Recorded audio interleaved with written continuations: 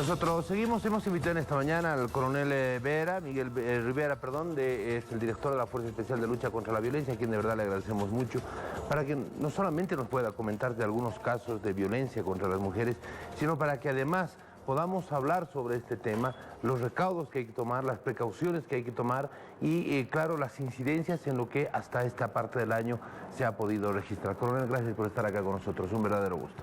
Buenos días, gracias por la invitación. A ver, dos casos que llaman la atención, ¿no? Un hombre de 20 años, abuso sexual a una menor de 6 en Churumani. Hay un otro caso en Ovejuyo. Comencemos por este de Churumani, ¿qué le parece? Bueno, la denunciante, la madre, refiere que por motivos que tenía que abandonar el hogar, va donde su hermana y ese momento es aprovechado por un empleado que tiene en la tienda. Y al retorno la madre encuentra al sujeto de 20 años con los pantalones abajo y la menor de 6 años encima de él. Bueno, felizmente no ha habido penetración, no ha habido una violación, pero sí ha habido un abuso sexual, seguramente ha habido toques impúdicos. Y bueno, esto nos llama a la reflexión a los padres de familia que, si bien cada hogar vive su propia realidad, lastimosamente padre y madre tienen que salir a trabajar para mayores ingresos en el hogar, tienen que tener mucho cuidado al momento de dejar al cuidado sus hijos, ¿no es cierto? Definitivamente una persona ajena a la familia no es lo más recomendable y es por eso que se producen esta serie de hechos que estadísticamente la FLEXCB La Paz atiende a aproximadamente 30 casos de violación mensuales, de los cuales 25 son a personas mayores y 5 a menores, niños o adolescentes. No es un índice alto, por lo menos eso es en lo que va del año.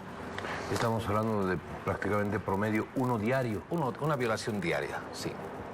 Es un índice alto. Es un dato elevado, ¿no? Sí. Ahora, en este caso se trata de una menor. Hay que tomar cuidado con quién deja uno a los hijos. Exactamente. Sea mujercita o sea varoncito.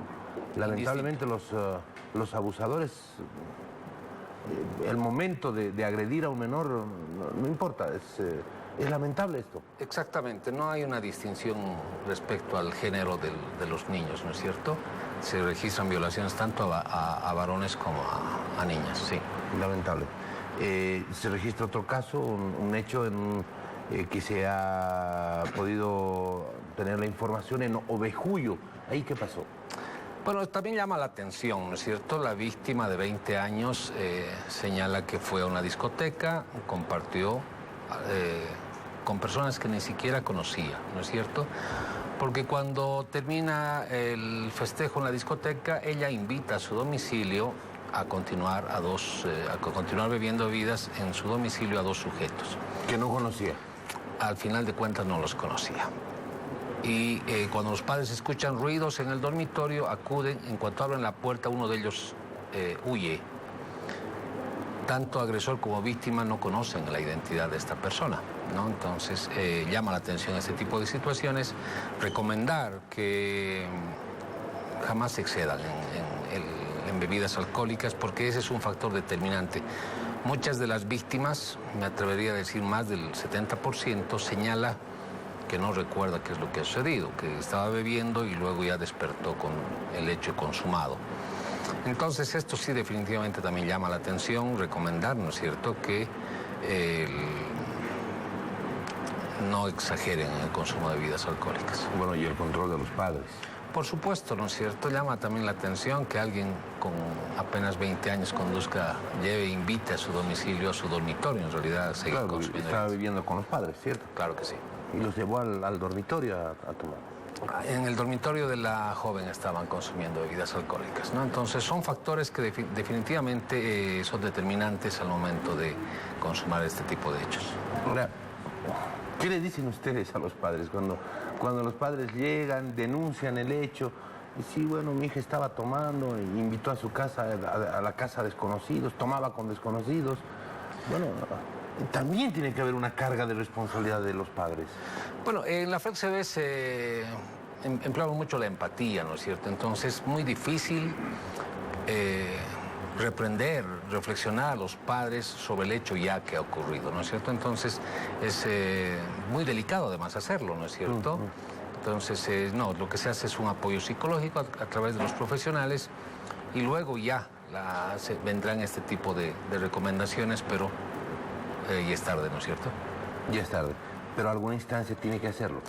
Lo que sí que hace la FLCB es el trabajo de prevención, que lo vamos a ir implementando, ¿no es cierto? Vamos a incrementar esta tarea, porque ahí es donde tenemos que trabajar, ¿no es cierto? Y alguna vez consumado el hecho, pues nada se puede hacer, ¿no es cierto? Entonces el trabajo preventivo es muy importante, acudir a centros educativos, donde vamos, universidades. Entonces ahí sí es concientizar respecto a los riesgos que implica el salir en la noche, en fin, una serie de aspectos que... El exceso en el consumo de bebidas alcohólicas. Por supuesto, ¿no? Tomar con desconocidos, tomar hasta perder la conciencia. Sí. Bueno, uno de los elementos importantes también en esta materia de la prevención, que es muy complicada, es muy compleja por las fibras que nosotros tenemos en la sociedad, por este tejido en la sociedad que nosotros tenemos, es complicado el hacer prevención. Pero a través de los medios es que también se tiene que hacer y es por eso que estas informaciones también tienen que alertar a los padres de familia. Claro, precisamente le agradezco por la invitación. Me sirve como director de la FLCB La Paz llegar a un innumerable número de hogares para hacerles llegar estas reflexiones, ¿no es cierto? Y, por supuesto, a los hijos que... están en esta edad que más adelante vamos a presentar estadísticas de cuáles son las edades más vulnerables para este tipo de delitos. Bueno, a las señoritas también hay que tener mucho cuidado con quienes salen, con quienes están compartiendo. En las discotecas no solamente es que el trago puede estar adulterado. Exactamente. También están las pildoritas, los pildoritos, pastillas que se ponen a los tragos. Bueno, hay un sinnúmero de riesgos. Hay que tomar conciencia de que ahora hay mucho más riesgo que antes. O sí, por lo menos se ha visibilizado más, se muestra más.